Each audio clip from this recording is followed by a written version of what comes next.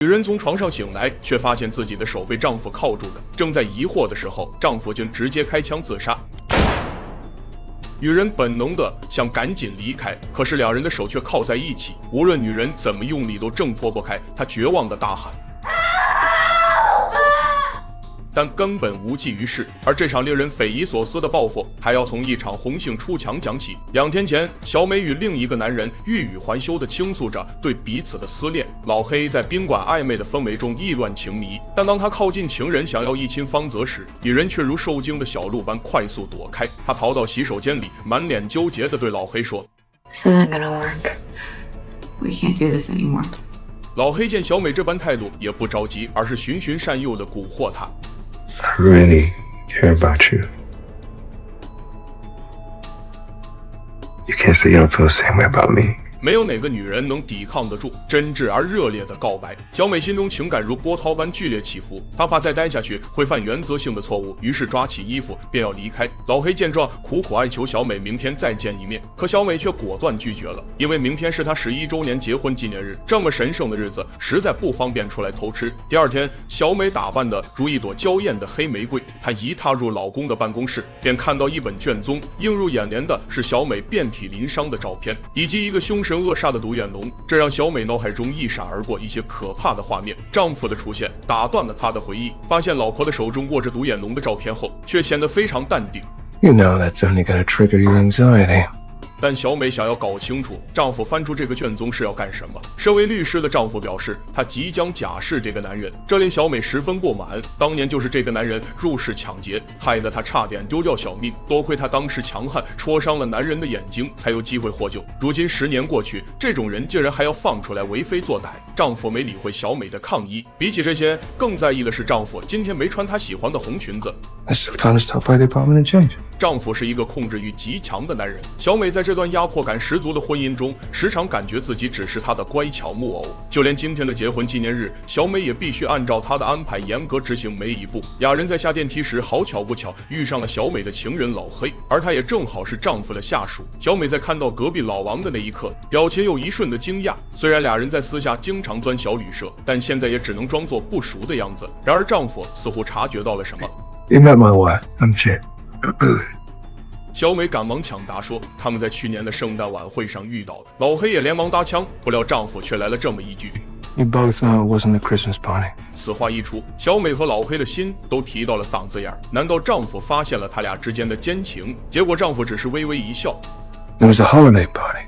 提心吊胆的两人这才把心放到了肚子里。在电梯里的几十秒，对于小美来说像过了100年那么长。夹在这两个男人之间，让她有种窒息的感觉。在电梯门打开的一瞬间，她就迫不及待地冲了出去，整个人都如同丢了魂一样。直到丈夫叫她才缓过神来。就这心理素质，还敢在老公的眼皮子底下偷吃。晚上，夫妻2人来到高档餐厅庆祝结婚纪念。在丈夫的要求下，小美乖乖地换上了她喜欢的红裙。男人从怀中掏出一份周年礼物，是比6周年拉菲草还刺激的11周年铁项链。谁曾想第2天，丈夫竟开枪自杀。女人拿起床边的电话，可是根本打不通。她又捡起地上的手枪，对准手铐，几枪下去，里面竟然没有子弹。室内的温度越来越低，她只能强忍着恶心，拖着丈夫的尸体去找衣服。好不容易来到更衣室，里面却空空荡荡，只有一件洁白的婚纱悬挂在正中央。女人扯下婚纱，后面竟是个保险箱。可是现在的女人只想赶快离开这里。丈夫的尸体被垫在婚纱上，方便拖拽，而自己则穿上了丈夫的衬衫。就在下楼梯的时候，女人一个用力，竟和尸体一同滚下楼梯。她挣扎着起身，继续拖拽尸体，可屋外的情景让她彻底绝望。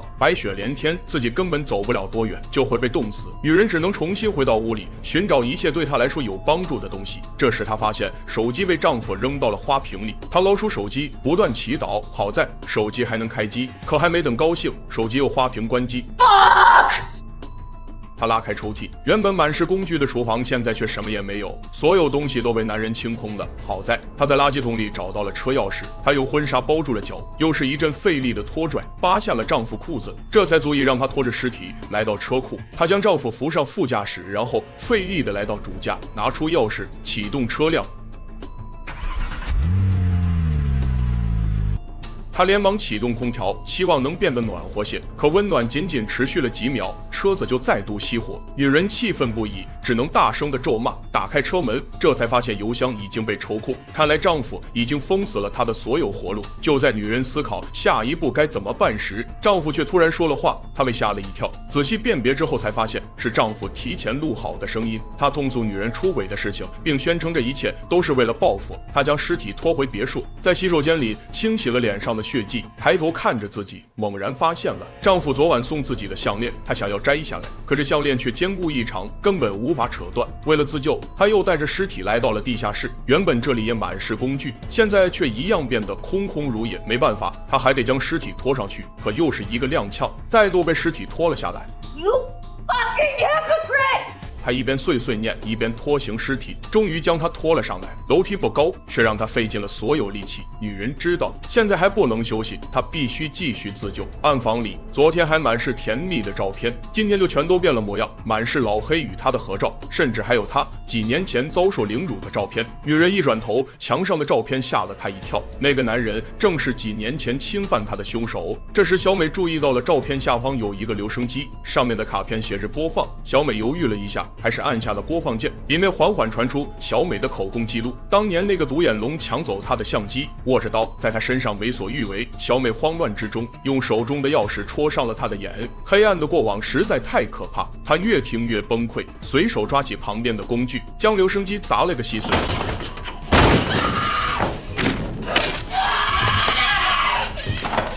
一番折腾过后，小美露出一个几乎绝望的苦笑，她整个人狼狈不堪，感觉自己就快被一个死人折磨疯了。这时，小美突然听到了门外有脚步声，紧接着一个黑影出现在门前。她见敲门没人，就打算破门而入。小美赶紧冲过去，把门抵了个严严实实。这一天的奇葩经历令她早被吓破了胆，谁知道这是不是丈夫留的后手？门外的人说他是老黑。小美小心翼翼地打开房门查看，还真是她的老相好。刚才小美这一推门，差点把她的鼻子撞掉。然而女人现在无暇关心她的鼻子，她更好奇老黑怎么来了。男人说他收到了小美的求助短信，但是他手机早已被扔进了水缸，看来又是丈夫搞的鬼。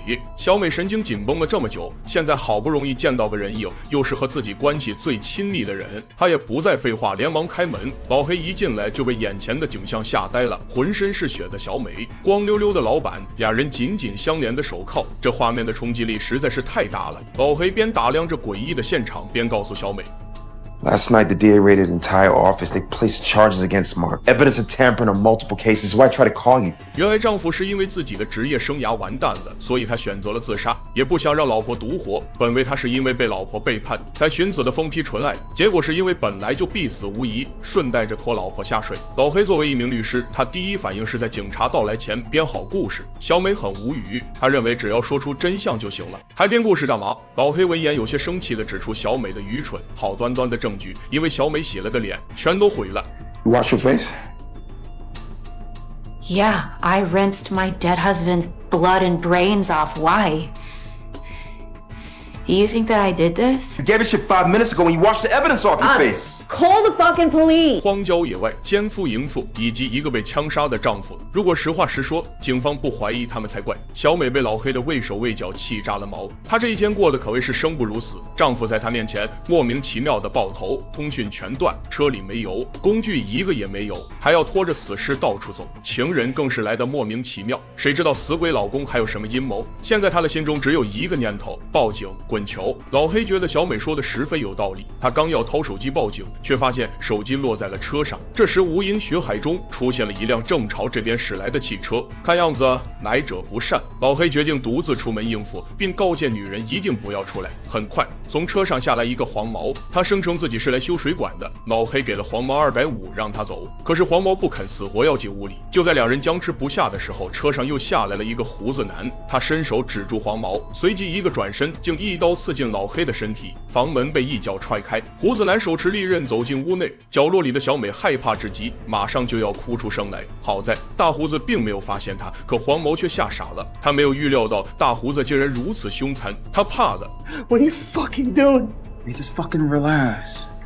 黄毛已经开始崩溃，可还是被大胡子拽起，教育了一番。从他们的对话中得知，这二人就是奔着小美来的。而此时的小美已经拖着丈夫的尸体来到了船坞，她掀开帆布，终于发现了工具。她将丈夫的手放在船沿上，用船锚重重地砸下去，一下两下，终于砸断了丈夫的手臂。而此时的黄毛也发现了异样，顺着血迹来到了船坞。就在他拽开大门的时候，女人迅速地躲了起来。黄毛放慢脚步，小心地向前查看。可当他发现被爆头的男人时，瞬间就被吓得尿了裤子。在大胡子的带领下，他们再次来到船坞。这男人竟然换了姿势，手就在帆布下面。大胡子猛地掀开帆布，可下面却什么都没有。黄毛望着尸体，不停地恶心干呕。大胡子扳正尸体，忍不住大骂出声。原来这男人正是他们的雇主，而女人也被吓得瑟瑟发抖。面对高额赏金，大胡子依旧不肯放弃。他知道女人还在附近，因为他没有鞋子，跑不了多远。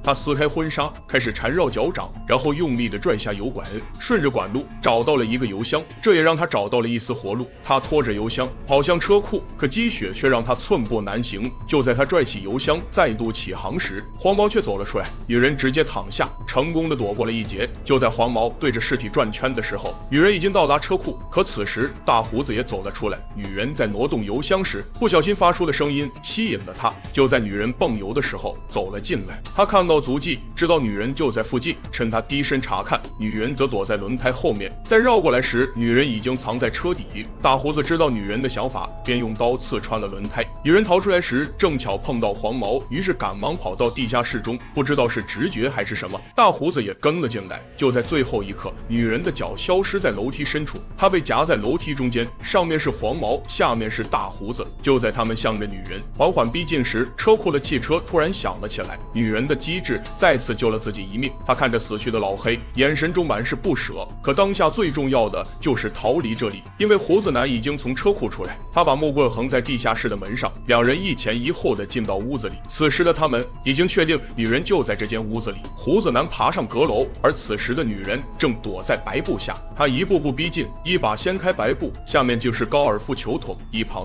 女人突然抱起一杆打在胡子男头上，男人应声倒地。女人颤抖着从他身上掏出汽车钥匙，可就在这时，黄毛闻声而来。等他俯身查看时，女人突然出现，一下就干翻了黄毛。他关上房门，再砸断门锁，抽出锁芯，然后就朝着汽车跑去。他上车之后急忙锁门，可车窗却被一下砸破。男人打开车门，将女人拽了出来。在挣扎时，女人拨打了报警电话，可只是大喊了一声救命，电话就被男人抢了过去。黄毛大吼着要离开这，因为警察马上就会来。可大胡子怨念极深，不达到目的誓不罢休。I don't know the combination. We'll see about that.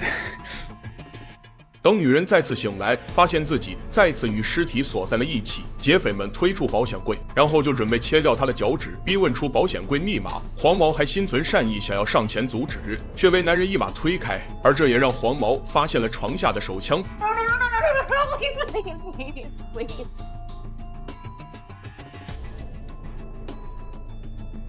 大胡子起身向黄毛要枪，可黄毛根本不给，并发誓自己一定会开枪。大胡子也只能放下匕首，来到保险箱旁边。黄毛将枪别在腰上，想不伤害任何人。就拿到钻石，他将枪收了起来，然后去给女人打开手铐。可他不知道，大胡子已经盯上了他腰上的枪。被放开之后，女人说出了一个日期，那是她和丈夫相遇的日子。大胡子一听，兴奋不已，直接拽着尸体去解锁指纹。指纹搞定，再输入女人说过的日期，保险箱被打开。殊不知，保险箱里藏着丈夫最后的杀招，里面只有一把锯子，上面写着钻石在他的心脏附近，是那条项链。女人闻言顿时紧张起来，她请求黄毛弄断它。就在黄毛尝试解开项链的时候，大胡子却不想再等了。他明白男人的意思，只有杀掉女人才能取出钻石。他抢过黄毛身后的枪，随后一拳砸倒黄毛，一枪下去竟没有子弹。女人快速起身想去拿刀，却被大胡子一把放倒。他手中的锯子对准了女人。黄毛这时突然跳到男人背后，双手死死环住他的脖子。大胡子挣扎着起身想甩开黄毛，他猛地用力向后仰去，谁知黄毛竟被他扎进了墙上的长钉。黄毛死后，就彻底没人能阻止大胡子了。他扬言要割下女人的脑袋，女人也不肯坐以待毙。他手中的匕首猛地划向大胡子，却很快被他制住。大胡子一拳打掉女人手里的刀，女人被捶倒在地。他挣扎着快速向前爬，却被男人一刀扎进大腿。他尖叫着又被拖了回去。就在大胡子又一刀砸下时，女人把相框抵在自己身前，趁大胡子甩开相框的间隙，他捡起旁边的钳子，猛地砸向大胡子。他被砸晕在地，清醒后下意识地去抓女人，可手却被铐住了。他只得拖拽着男人的尸体去追女人，一不小心竟和尸体一起滚下楼梯。而此时的女人已经来到了车库，女人拖着受伤的腿，艰难地来到车上。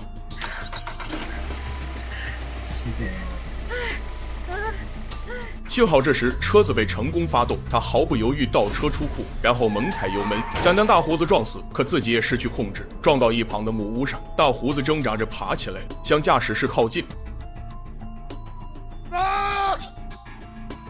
女人早就顺着木屋的后门爬到了冰面上，大胡子听到声音，拖着尸体追过来，两人一前一后，在寒冷的冰面上艰难爬行。最后大胡子还是抓住了女人的脚踝，将刀狠狠捅到冰面上，想用力掐死她。女人拼命抓住他的手，却怎么也挣脱不开，只能一脚踹过去，拔出了身旁的刀。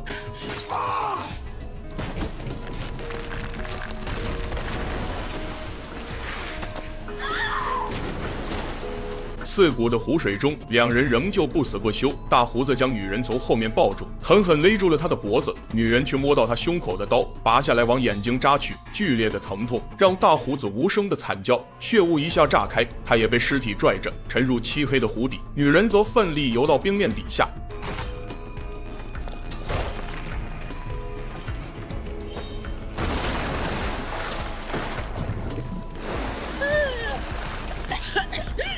女人不顾刺骨的温度，精疲力竭地躺在冰面上，将无名指的结婚戒指缓缓摘了下来。戒指就这样落入了深不见底的湖里。不远处，警笛声终于响了起来。女人心底的爱意却随着戒指永远消失。无论富贵还是贫贱，健康还是疾病，如果爱是执念，那也许只有死亡能将我们分开。